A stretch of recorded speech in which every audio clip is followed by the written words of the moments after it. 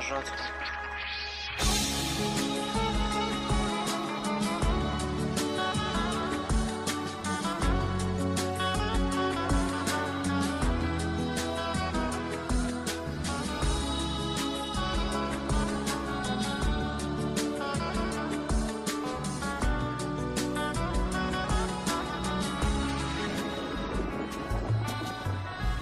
قسمت نشد ببینم خدا نگهداری کنم، فرصت نشد بمونم و از تو نگهداری کنم. گفتم اگه ببینم دل کندنم سخته برام، اگه یه وقت بگی نرو رفتن پر از درد برام. گفتم صدا تو نشنوم، ندیدم از پیشت کنم، پشت سرم زاری نکن، چی کار کنم مسافرم.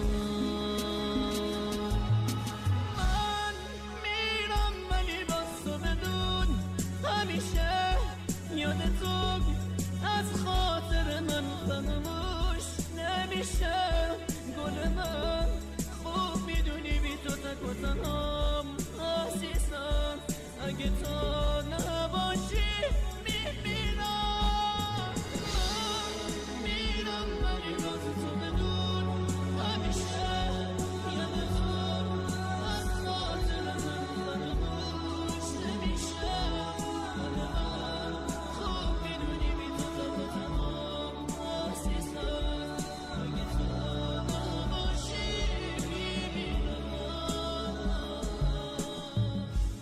نامه رو تا تنش بخون، گریه نکن طاقت بیاد، نامه رو خط خطی نکن، به جمله هم دوام بیاد.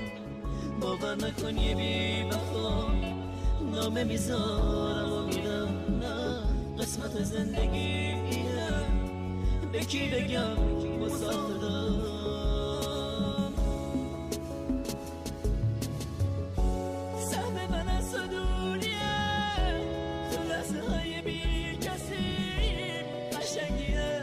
قسمت ماست که ما به هم نمیرسیم. من میرم ولی باز تو بدون همیشه یاد تو از خاطر من فراموش نمیشه. گل من خوب میدونی بی تو تک و تنهام عزیزم، اگه تو نباشی